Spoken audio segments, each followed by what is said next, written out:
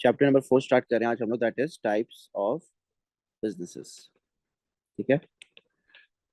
और types of business organization, types of businesses में जो है वो हम लोग ये डिस्कस करेंगे कि कितने तरीके के आपके बिजनेसेस होते हैं और उनको हम किस तरीके से मैनेज कर रहे होते हैं या उसके फायदे नुकसान क्या है।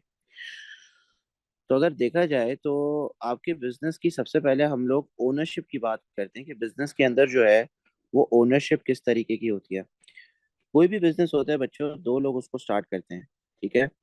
या तो उसको स्टार्ट करता है एक गवर्नमेंट, या फिर उसको स्टार्ट करती है एक आपकी प्राइवेट एंटिटी।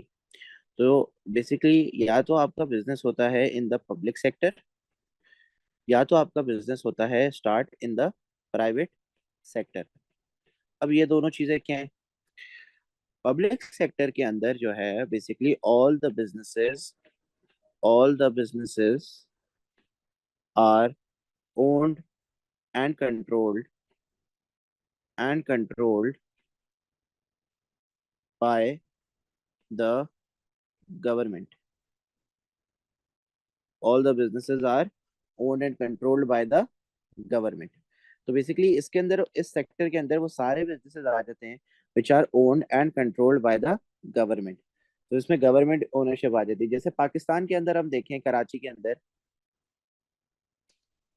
अंदर अगर गवर्नमेंट बिजनेस की बात करें हम लोग, तो के इलेक्ट्रिक एक ऐसा बिजनेस है।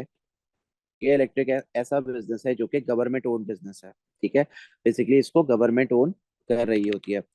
इसी तरह सुई सदर्न गैस की अगर हम बात करें तो सुई सदर्न गैस भी एक ऐसा बिजनेस है जो कि उसको कौन ओन कर रहा होता है बच्चों? गवर्नमेंट ओन कर रही होती है। ठीक है। पीआईए की अगर हम बात करें, पाकिस्तान में पीआईए जो है वो बेसिकली एक ऐसा बिजनेस है जो कि कंट्रोल किया हुआ है और ओन करता है कौन? आपकी गवर्नमेंट। ठीक है। तो पब्लिक सेक्टर के अंदर आपके वो बिजनेसेस आ जाते हैं which our own and control by the government. और प्राइवेट सेक्टर के अंदर हम बात करें अगर, तो प्राइवेट सेक्टर के अंदर हमारे सारे बिजनेसेस आ जाते हैं जो कि ओन एंड कंट्रोल किए जाते हैं बाय द प्राइवेट इंडिविजुअल्स और private entities. so businesses are owned and controlled by the private individuals। ये फॉर एग्जांपल अगर मैं अपना बिजनेस स्टार्ट करता हूँ तो मेरा बिजनेस जो है वो किस में आएगा? प्राइवेट सेक्टर में आएगा। ठीक है। और अगर गवर्नमेंट कोई नया बिजनेस स्टार्ट करती है तो वो आ जाएगा आपके पब्लिक सेक्टर के अंदर। तो बेसिकली बिजनेसेस की सबसे पहले तो ओनरशिप की डिफरेंसेस होती हैं कि आपका बिजनेस या तो पब्लिक या तो गवर्नमेंट ओन करती है जो कि पब्लिक सेक्टर में फॉल करता है, या फिर आपकी प्राइवेट इंडिविजुअल्स ओन करते हैं जो कि प्राइवेट। तो हम लोग जो है वो बात कर रहे हैं सोल ट्रेडर की। So sole trader is a type of business where there is only a single owner who takes all the risk of starting a new business and keeping all the all the profits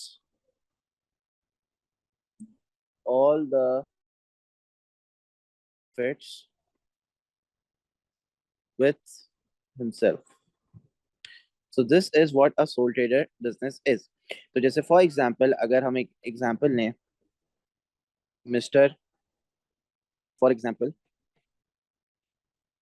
mister ताहा starts his own taxi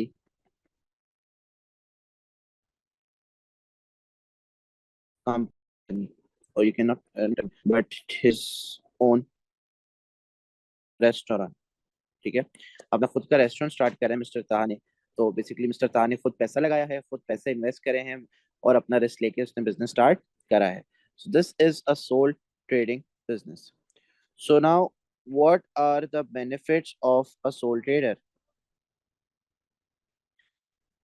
जी बच्चों, क्या benefit हो सकता है एक soul trader बनने में? What can be the benefit of becoming a sole trader? जी बच्चों बताएं। माइक खोलें यार।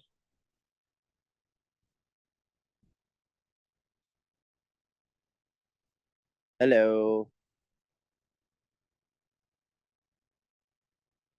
बताएं बच्चों, क्या बेनिफिट हो सकता है of becoming a sole trader?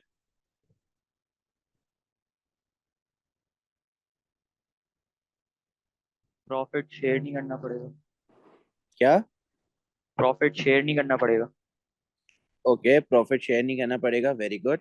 So the benefit of sole trader is that keeps all the profits, keeps all the profit. सबसे पहले तो ये फायदा हो गया आपका। दूसरा क्या फायदा हो सकता है? और क्या फायदा होगा?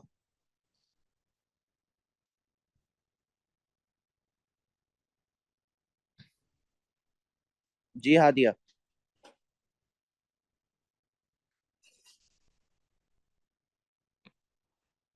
पॉपुलैरिटी बढ़ेगी। अच्छा, पॉपुलैरिटी कब बढ़ेगी? जब बिजनेस प्रॉफिटेबल होगा, राइट? यस। ठीक है। तो increase in popularity of the owner and business if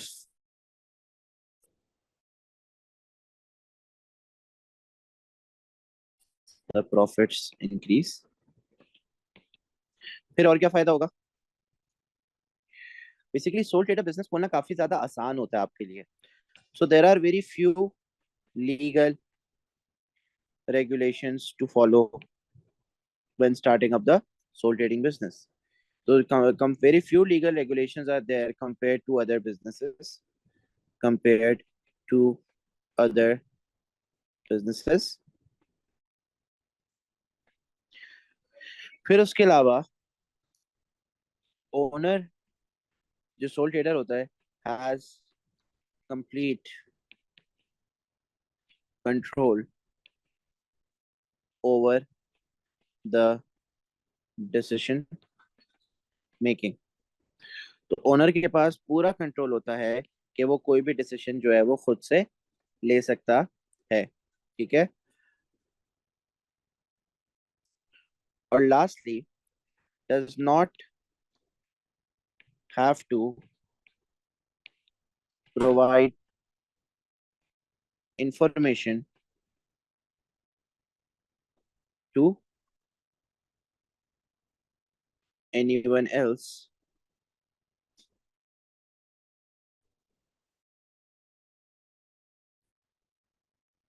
about the business। तो किसी और को इन्फॉर्मेशन देने की जरूरत नहीं है अपने बिजनेस में क्या चल रहा है, क्योंकि दूसरे टाइप्स ऑफ बिजनेसेस जब हम लोग पढ़ेंगे तो उसके अंदर बेसिकली ये होता है कि हमें पब्लिक को इन्फॉर्मेशन देनी होती है। सही है। जैसे कि पब्लिक लिमिटेड कंपनी पढ़ेंगे या प्राइवेट लिमिटेड कंपनी पढ़ेंगे तो उसके अंदर हमें दूसरों को बताना पड़ता है कि हमारी जो है वो कंपनी के अंदर क्या चल रहा है। ठीक है। लेकिन सोल ट्रेडिंग बिजनेस के अंदर जो है वो प्राइवेसी होती है, वो ज्यादा होती है as compare to other businesses. सही है। तो इसमें जो है वो आपके फाइनेंशियल स्टेटमेंट्स या एक कंप्लीट सीक्रेसी रहती है। तो basically it this business enjoys complete secrecy, complete secrecy. Clear हो गई बात यहाँ पे? सर थर्ड पॉइंट समझा दें। Third point, few legal regulations. अब फॉर एग्जांपल अगर हम एक कंपनी जाते हैं तो कंपनी के अंदर बहुत सारे डॉक्यूमेंट्स वगैरह रिक्वायर्ड होते हैं when you are opening a company. However अगर हम लोग सोल ट्रेडर बिजनेस स्टार्ट करने जा रहे हैं तो सोल ट्रेडर बिजनेस स्टार्ट करने के लिए हमें चाहिए होता है सिर्फ एक ट्रेडिंग लाइसेंस। वो ट्रेडिंग लाइसेंस हमें देती है गवर्नमेंट, और उस ट्रेडिंग लाइसेंस के इस्तेमाल से हम लोग जो है वो अपना बिजनेस स्टार्ट कर सकते हैं।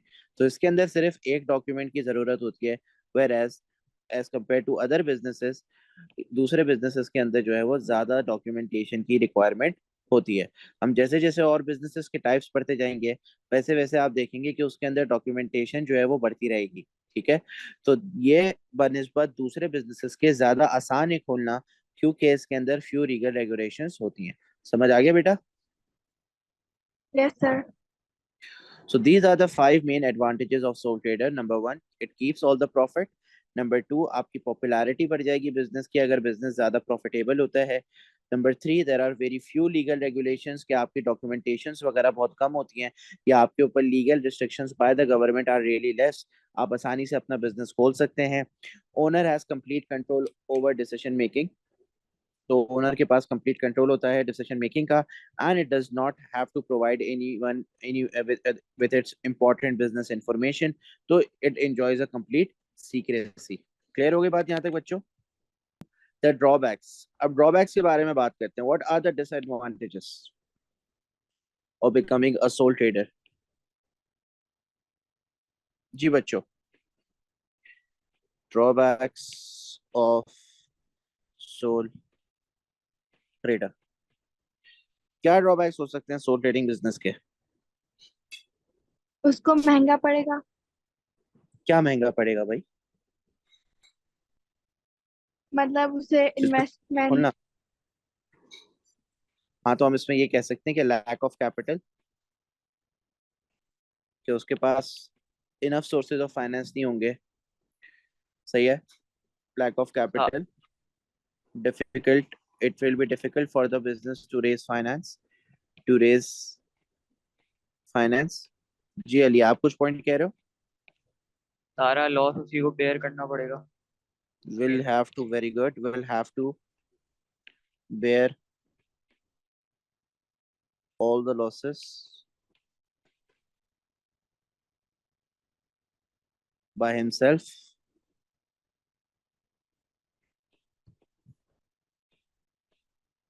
फिर उसके बाद will have to,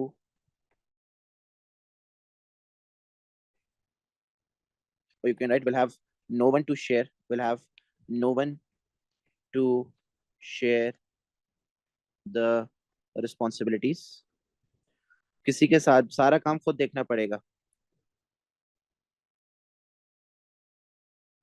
तो अगर देखेगा तो ओवर बर्डन हो जाएगा, क्योंकि कोई और नहीं होगा उसके साथ रिस्पॉन्सिबिलिटी शेयर करने का। फॉर एग्जाम्पल, जैसे आप बिजनेस स्टार्ट करते हैं, तो स्टार्टिंग के अंदर क्या होगा कि आपको सारी चीजें देखनी पड़ेंगी, आप ही सारी चीजें देख रहे होगे कि आप क्या क्या काम कर सकते हो, ज्यादा से ज्यादा काम आप खुद करने की कोशिश करोगे, ताकि आपको एक और लेबर या कोई और बंदा रखने की जरूरत ना पड़े, और आपकी जो कॉस्ट है वो मिनिमम आए ऑफ ऑपरेटिंग द बिजनेस। तभी स्टार्टिंग के अंदर जो है वो आपकी कॉस्ट काफी हाई होती है, क्योंकि आपको जो है वो सारे काम खुद करने पड़ रहे होते हैं। ठीक है, तो will have no one to share the responsibilities with. समझ आती है बात यहाँ तक या नहीं? पॉइंट समझ आ गया ये वाला? अब नेक्स्ट पॉइंट जो हम डिस्कस करने जा रहे हैं, that is an important point, that is unlimited liability. Now what is unlimited liability बच्चों? अनलिमिटेड लाइबिलिटी का मतलब ये होता है कि for example let's suppose mister ताहा ने स्टार्ट करा था अपना रेस्टोरेंट। ठीक है, ये एग्जांपल जरा सुनिएगा गौर से। और ये रेस्टोरेंट स्टार्ट करने के लिए इन्होंने लिया था बैंक,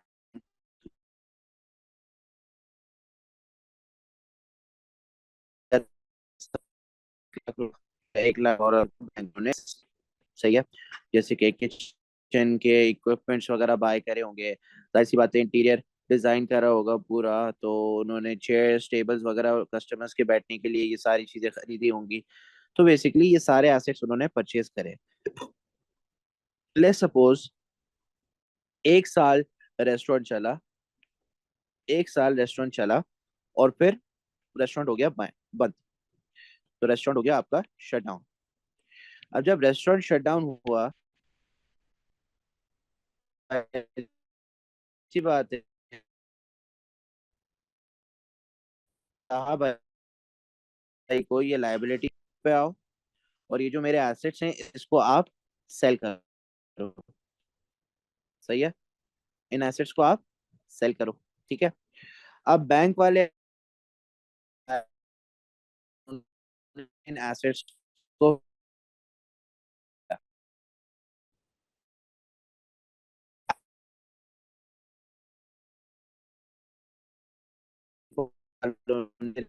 $50,000 रिकवर, और अभी भी ये कवर करेगा, बैंक जाएगा ताहा भाई के घर पे।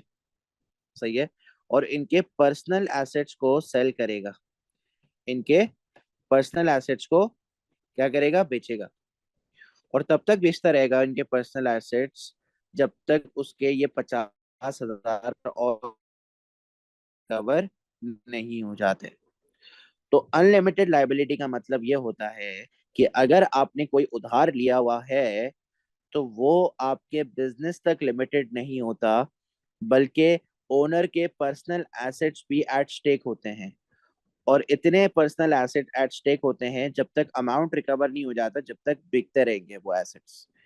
सो that is what is meant by unlimited liability, कि कहीं से भी ओनर को पैसा लेकर आना है, लेकिन वो पैसा लेकर आएगा, वो पैसा बैंक को देगा और बैंक अपना जो लोन है वो रिकवर करके रहेगा। तो ये कॉन्सेप्ट समझ आते हैं बच्चों? जी।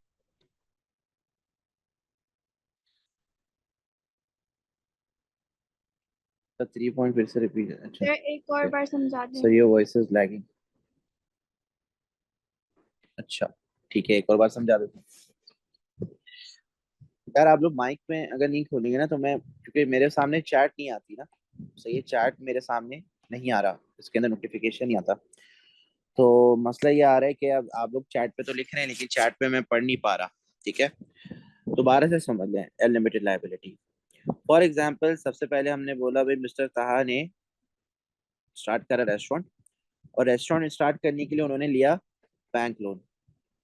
सही है। अब बैंक लोन कितने का था भाई? 1 लाख का था। 1 साल मिस्टर ताहा ने रेस्टोरेंट चलाया और रेस्टोरेंट इतना अच्छा चला नहीं। ठीक है, तो उसकी वजह से क्या हुआ, रेस्टोरेंट हो गया बंद। अब जब रेस्टोरेंट बंद हुआ तो रेस्टोरेंट में थे कुछ एसेट्स, जिनको बेच के ताहा भाई को ये पैसे रिकवर करने थे या पैसे पे बैक करने थे। अब बैंक ने क्या करा, इन एसेट्स को सेल करा, और सेल करने के बाद बैंक ने जो है वो रिकवर करे सिर्फ और सिर्फ $50,000। और अभी भी कितना रिमेनिंग अमाउंट है? जो रिमेनिंग अमाउंट है वो है $50,000। और अब ये जो रिमेनिंग अमाउंट है ये कहाँ से रिकवर करेगा बैंक? बैंक जाएगा ताहा भाई के घर पे और इनके पर्सनल एसेट्स को सेल करेगा, और पर्सनल एसेट्स को सेल करने के बाद वो रिमेनिंग जो अमाउंट है उसको रिकवर करेगा। तो मतलब के कहने का ये है कि आपकी जो लाइबिलिटी है, it is not limited only to the business, but it is unlimited. Unlimited होने का मतलब ये है कि आपका बिजनेस का एसेट तो बिकेगा ही बिकेगा। अगर बिजनेस के एसेट से आपका अमाउंट रिकवर हो रहा है तो ठीक है, वरना फिर आपको अपने पर्सनल एसेट्स भी सेल करने पड़ेंगे। और जब तक सेल करने पड़ेंगे जब तक पूरा लाइबिलिटी आपकी उतर नहीं जाती, पूरी लाइबिलिटी आपकी पे ऑफ नहीं हो जाती। तो अनलिमिटेड लाइबिलिटी का मतलब ये होता है कि when the owners when the owners personal assets are at stake, when the owners personal assets are at stake या at risk कह लो, when the owner's personal assets are at risk,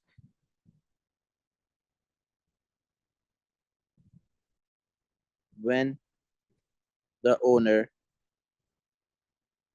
takes a debt, or you can say loan, from a bank. In case the owner is unable to pay back the loan, the owner's personal assets will be sold in order to pay back the loan. Clear हो गई बात यहाँ तक बच्चों? अभी भी किसी को नहीं समझ आया तो पूछ लें दोबारा। जी आदिया, समझ आ गया बेटा? Yes sir.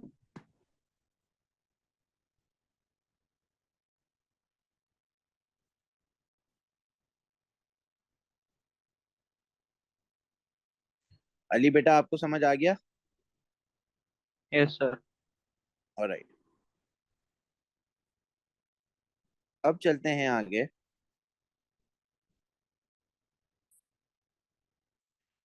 फिफ्थ है आपका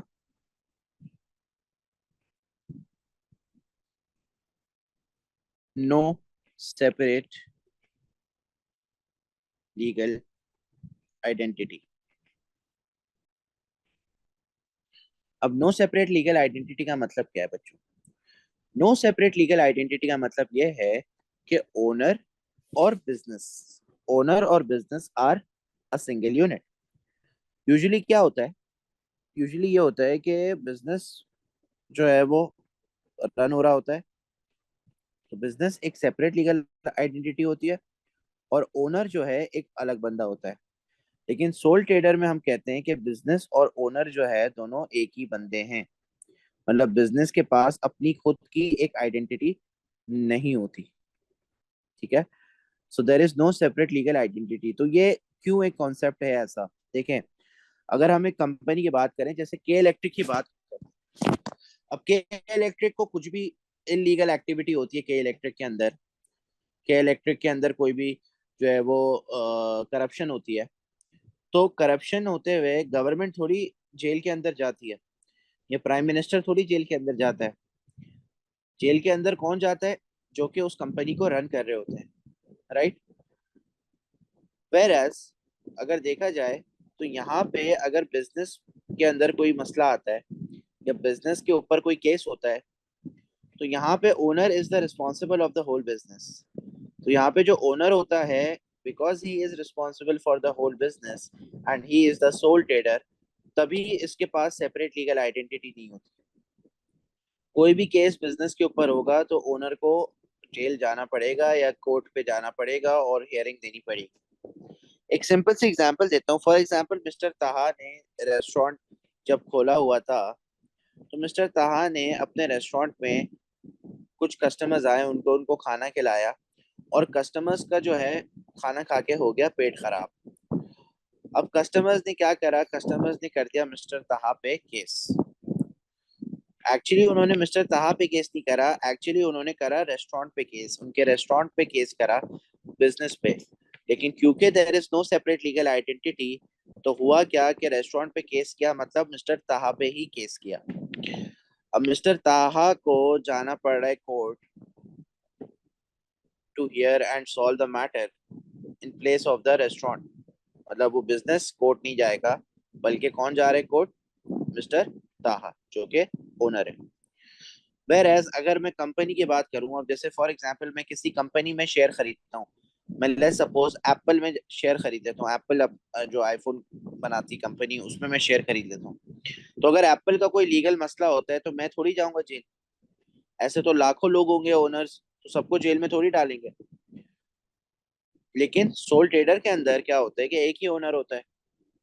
तो जब एक ही ओनर होता है तो मतलब वही बिजनेस चला रहा है, कोई और तो नहीं आएगा ना बिजनेस चलाने, उसी को चलाना है बिजनेस। तभी there is no separate legal identity. That means कि वही करता धरता है पूरे बिजनेस का, वही सारी चीजें देख रहा है बिजनेस की। तो उसने ये क्यों नहीं देखा कि भाई बिजनेस के अंदर ये मसला आया, या ये बिजनेस के अंदर जो है वो सही क्वालिटी प्रोडक्ट्स नहीं रखे हुए थे। तो सारी गलती किसकी है? ओनर की। तो अगर बिजनेस के ऊपर केस होता है तो ओनर के ऊपर भी केस होगा। So that is why there is no separate legal identity. That means कि बिजनेस पे केस हुआ तो ओनर के ऊपर भी केस होगा। क्लियर हो गई बात यहाँ तक बच्चों? यस। ऑलराइट, आदिया आपको समझ आ गया बेटा? यस। ऑलराइट, सिक्स्थ आपका डिसएडवांटेज है देयर इज नो कंटिन्यूटी। अब नो कंटिन्यूटी का मतलब क्या है? देखें, जब भी कोई बिजनेस स्टार्ट होता है ना, सोल ट्रेडिंग बिजनेस का, तो सोल ट्रेडर सबसे पहले बनाता है एक डॉक्यूमेंट अपने नाम पे, that is the trading licence. अभी हमने डिस्कस करा, ऊपर ट्रेडिंग लाइसेंस बनता है, और ट्रेडिंग लाइसेंस के ऊपर आता है ओनर का नाम। जैसे कि मैं अगर अपना बिजनेस स्टार्ट करता हूँ तो मेरा नाम आएगा। मिस्टर ताहा ने अपना रेस्टोरेंट स्टार्ट करा, तो मिस्टर ताहा का बिजनेस का नाम उसके ऊपर आ जाएगा। लेकिन लेट्स सपोज मिस्टर ताहा का हो जाता है इंतकाल, मिस्टर ताहा जो है वो मर जाते हैं, ठीक है। और मिस्टर ताहा का एक बेटा था जो है वो के बेटे, ठीक है। मुझे आप ये बताओ, अगर मिस्टर ताहा का रेस्टोरेंट, वो मिस्टर ताहा जो है वो मर जाते हैं, क्या अली ये रेस्टोरेंट को संभाल सकता है? हाँ, यस। बिल्कुल संभाल सकता है। लेकिन हम लोग जो है वो ये इसका मतलब हम लोग जो है वो ये कंसिडर करेंगे कि अब अली जो है वो नया ओनर है इस बिजनेस का, और जो मिस्टर ताहा थे वो जो बिजनेस चला रहे थे वो खत्म हो गया। क्यों? क्योंकि देखें, जब भी कोई सोल ट्रेडर जो है वो ट्रेडिंग लाइसेंस बनाता है, वो बनता है उस बंदे के नाम पे, ठीक है। अब मिस्टर ताहा ने जब रेस्टोरेंट स्टार्ट करा तो इन्होंने बनाया ये ट्रेडिंग लाइसेंस, और ये ट्रेडिंग लाइसेंस किसके नाम पे बना? मिस्टर ताहा के नाम पे। तो मतलब कहने का ये है कि अभी करंटली इस रेस्टोरेंट का ओनर है मिस्टर ताहा। लेकिन अगर मिस्टर ताहा मर जाते हैं तो जाहिर सी बात है ये ट्रेडिंग लाइसेंस भी खत्म हो जाएगा, क्योंकि मरे हुए आदमी पे ट्रेडिंग लाइसेंस नहीं बन सकता। तो अब जब मिस्टर अली इसका होल्ड करेंगे रेस्टोरेंट का, तो सबसे पहले तो मिस्टर अली को बनवाना पड़ेगा एक नया ट्रेडिंग लाइसेंस। वो नया ट्रेडिंग लाइसेंस किसके नाम पे बनेगा? मिस्टर अली के नाम पे बनेगा। So that is why we say कि देखा जाए तो बिजनेस तो खत्म हो गया जो मिस्टर ताहा ने स्टार्ट करा था। अब जो मिस्टर अली स्टार्ट कर रहे हैं वो उनका अपने नाम पे बिजनेस है। अब वो चलता चलाया बिजनेस है या वो खुद ही नया बिजनेस स्टार्ट करता, it completely depends on him. But ये है कि ट्रेडिंग लाइसेंस उसके नाम पे बनेगा और नया ट्रेडिंग लाइसेंस बनेगा, तो जाहिर सी बात है जो पुराना बिजनेस चल रहा था वो बिजनेस तो खत्म हो गया। समझ आ रही है बात? तो देखने में आपका बिजनेस तो रहेगा, मतलब सामने ही आपकी फिजिकल बिजनेस तो रहेगा, लेकिन उसकी डॉक्यूमेंटेशन में चेंजेस आ जाएंगी। अब डॉक्यूमेंटेशन में चेंजेस आ गई तो मतलब कि अब कंप्लीटली एक नया बिजनेस हो गया जो कि मिस्टर अली ओन करते हैं। समझ आ गई बात? हाँ बच्चों, समझ आया नहीं आया? Ali, Hadiya? Yes sir, no समझ आ सर। गया। ऑलराइट, दोबारा समझना। हादिया, आप अपना बिजनेस स्टार्ट करती हैं,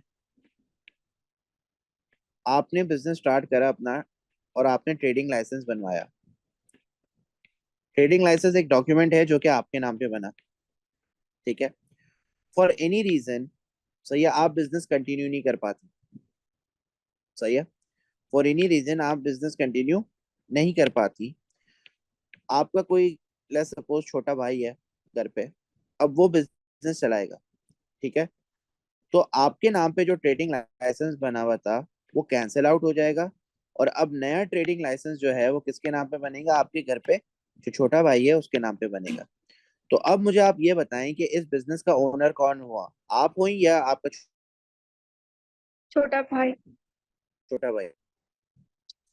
लेकिन आपका बिजनेस कहाँ गया? वो तो खत्म हो गया। क्यों? क्योंकि उसका ट्रेडिंग लाइसेंस बंद हो गया था, खत्म हो गया था। समझ आ रही बात? तो इन केस यस अगर सर।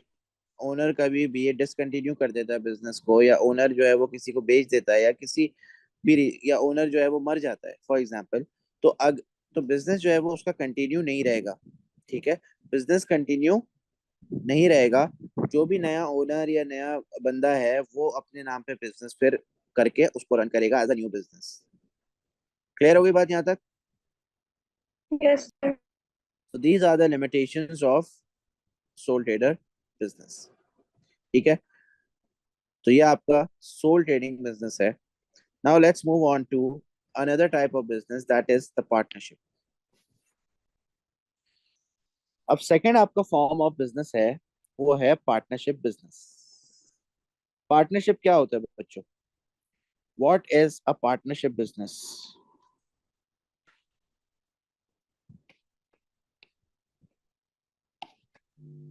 When जो more group than of one people person starts a business okay, together. Very good. जी आदि, आप क्या कह रही थी? ग्रुप ऑफ पीपल करें। Okay, very good. So basically, a partnership is a business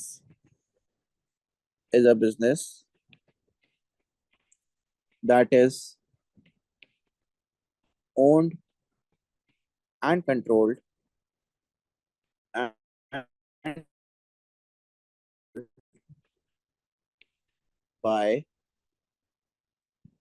owned and controlled by two or more people, owned and controlled by two or more people in two or more people, full stop, they agree to take responsibilities and make a partnership agreement with among themselves, among themselves. ठीक है जी. So partnership is basically a business that is owned and controlled by two or more people, and share they agree to share their responsibilities, and they create a partnership agreement.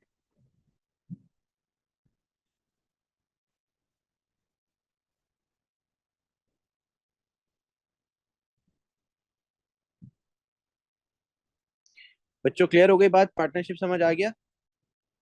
Yes, sir. तो अब यहाँ पे Yes. जो आपका partnership agreement है, वो partnership agreement क्या होता है?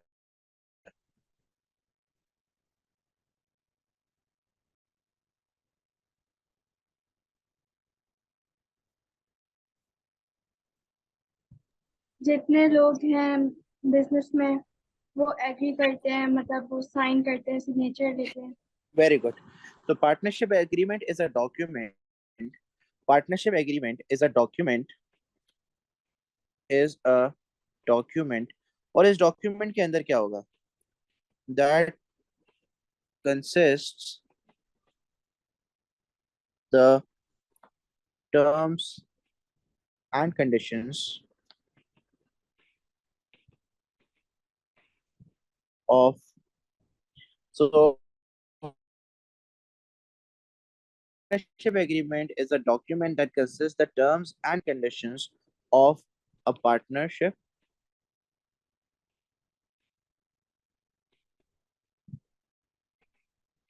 that the partners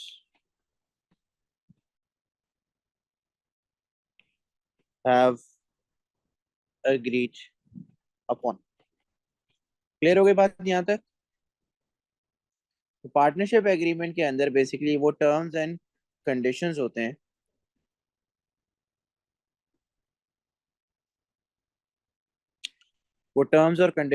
हैं जिस पे पार्टनर्स जो है वो एग्री कर रहे होते हैं. ठीक है.